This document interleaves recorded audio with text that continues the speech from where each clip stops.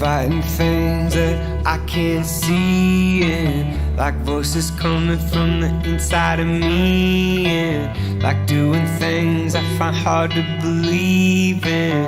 Am I myself or am I dreaming?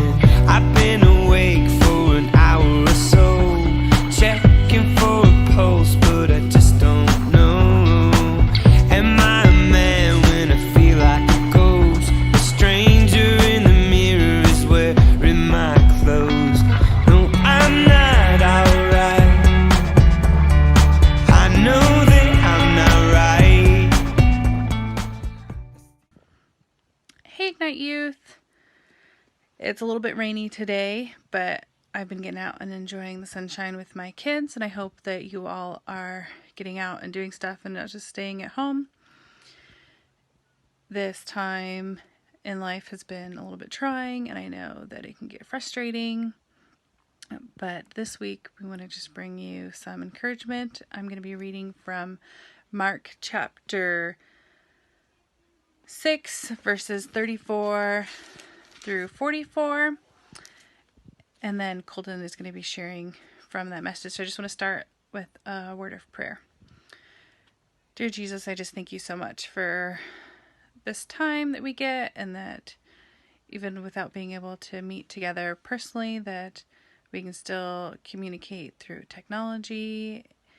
God, I just lift up each one of the teens that are listening to this, that you would just be speaking to their hearts, that you would be using the words that you are given to Colton to just share your love with the teens. And I just pray that you would just keep every one of them healthy, that you would just be helping them to use this time to grow closer to you and closer to their family. God, if anything's going on with any of them, that you would just give them the courage to reach out, whether it's to one of us or someone else in their life. We just ask that you just speak through your word today, and in your name, amen. So, like I said, Mark chapter 6, verse 34 through 44. When he went ashore, he saw a great crowd, and he had compassion on them because they were like sheep without a shepherd. And he began to teach them many things. And when it grew late, his disciples came to him and said, "This is a desolate place, and the hour is now late. Send them away to go into the surrounding countryside and villages and buy themselves something to eat." But he answered them, "You give them something to eat." And they said to him, "Shall we go and buy 200 denarii worth of bread and give it to them to eat?" And he said to them, "How many loaves do you have? Go and see." And when they had found out, they said, 5 and 2 fish. Then he commanded them all to sit down in groups on the grass. So they sat down in groups by hundreds and by 50s, and taking the 5 loaves and the 2 fish, he looked up to heaven and said a blessing, and broke the loaves and gave them to the disciples to set before the people. And he divided the 2 fish among them all. And they all ate and were satisfied. And they took up 12 baskets full of broken pieces and of the fish. And those who ate the loaves were 5,000 men. So that is our passage today. I'm going to hand it off to Colton just to share his thoughts. I, again, miss you all, and I cannot wait to see you again. Reach out. I'd love to hear from you.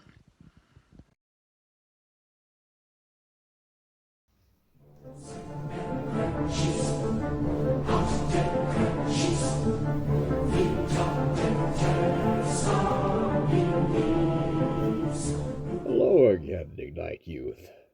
Friends and family in Christ, it is I, Dr. Pierrick Sidemanner. I have heard this story reiterated many times. Some say that the true miracle that Jesus taught here was generosity. Such a multitude, and yet those with a little gave of what they had, and there was found among them enough to feed everybody when they shared.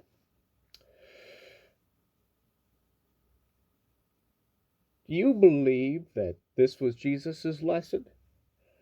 Is a message of generosity enough to validate this story and have its account spread across not one, not two, but all of the Gospels? Furthermore, we learn in John that After this feast and lesson, the people attempted to seize Jesus and make him their king. Is that what you do to someone who asks you to share your Lunchable and Go-Gurt with the class? He does, though. Those of you who journeyed to Victory Bible Camp, do you remember what Ben was talking about? What story he read with you? It was about the rebuilding of a certain wall. Nehemiah recognized a need. He felt that need in his heart. He felt for his people, for their safety, for his hometown and its need for protection, for a wall. He prayed to God, and he acted, trusting God to do what he does best. Here we see a similar situation, in a sense, but it plays out a little bit differently. The disciples recognize the need, and what do they say? Tell them all to go get themselves lunch. We're tired, and it's time to eat. That's what they say. Jesus looks at them and says, you feed them. They come back bringing some sass. Right, Jesus, we'll just go gather up 200 denarii from our piggy banks and go all the way to Safeway, buy bread for everyone, and then bring it back. But Jesus, the same man who asks people to walk toward him across the water, asks them to look at what they had available. See, God is a God who does not have to show off. He doesn't have to leap tall buildings and shoot lasers with his eyes. He likes to use the same trick over and over to see who really notices how amazing and stupendous that trick really is. Who really notices the torrential river of power when he pulls a rabbit from his hat. God likes to take a little and turn it into something amazing. They weren't able to predict what he expected from them. They had just returned from doing miracles and relying fully on God to take care of them. As they spread the miracles of his words and the things he had done, it wasn't their fault, though. They couldn't realize what Jesus would do here. He showed them that he wanted them to turn to him with their needs. He showed them that he cared that the people came to learn. He cared they wanted to see and hear him. And he cared that they were tired and hungry. He turned and showed them what to do when needs arise. He recognized the need. He felt the need. He prayed. And being God, he delivered. You see, Jesus cares about us, body and soul both. Verse 34 says, when he went ashore, he saw a great crowd, and he had compassion on them, because they were like sheep without a shepherd, and he began to teach them many things. Jesus cares about their souls, and he cares about our bodies. The story goes on to show that he saw each one of them fed. Jesus healed the leper and forgave him. He forgave the sins of the paralyzed, bedridden man who was lowered through the roof, and then he said, now get up and walk. In Matthew 25, he makes it clear he wants us to take care of those who have needs, the sick, the thirsty, give clothes to the naked, and visit prisoners. Let strangers into your home to rest. Jesus witnessed to the entire person, and we should do the same, but we also must let Jesus continue to take care of us and witness to us, and we must be grateful for it. This week, I hope that your prayers will be ones of noticing the world around you with the eyes of the Lord. Ask to see what he sees, what he wants you to see. Notice the opportunities he puts in front of you. Notice the needs. But while you are doing that, I want you to add this to your survival list. So far we have pray for someone. That involves calling, asking how they're doing, listening, finding that thing to pray for, and then following up with prayer and checking in on them. Now I would also like to add number 2.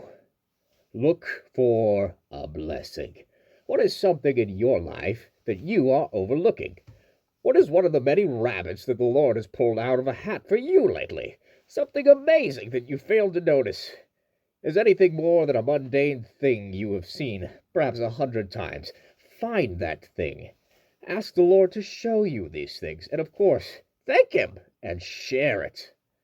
The leper could not hold his tongue when the Lord healed him, even though he was told to. Imagine being fed in a crowd of perhaps 20,000 people. Yes, I said 20,000 people, not 5. Google it. Imagine being fed by such a miracle of multiplying food, this pulling more and more food from a basket. Much more impressive than a rabbit and a hat. Getting up and going to work the next day. And when they asked you why you weren't there, you just said, meh, followed a crowd. Share it. Share the thing that you find with the person that you're praying for. Make it a social media post if that's how you do, and say thanks to the Lord. In this time, when all the media screams doom and gloom, people forget who holds the planet in its orbit, who calls the moon to pull at the hem of her great dress, the sea in a dance around the earth as the tides rise and fall, who sparked a tiny star to life and held it near to the earth to keep her warm, while men beat sticks together and danced in caves, singing songs to God.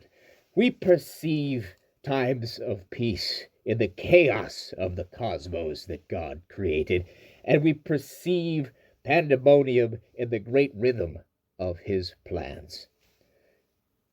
It is His desire that we should find joy in this life. The mere act of finding joy in hard times is proof that we trust Him, and therefore it is an act of worship. A much truer worship than any song of gratitude you could sing with your lips. We must learn to thrive, not just survive. When upon life's billows you are tempest-tossed, when you are discouraged, thinking all is lost, are you ever burdened with a load of care? Does the cross seem heavy that you're called to bear? Count your many blessings, ever doubt will fly, and you will be singing as the day goes by. So amid the conflict, whether great or small, do not be discouraged. God is over all. Count your many blessings. Angels will attend. Help and comfort give you to your journey's end.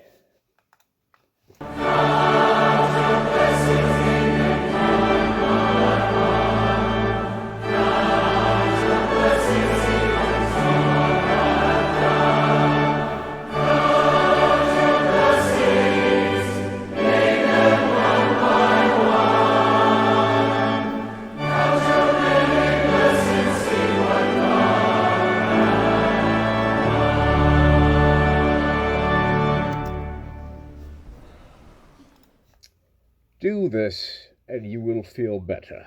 Trust me, I'm a doctor.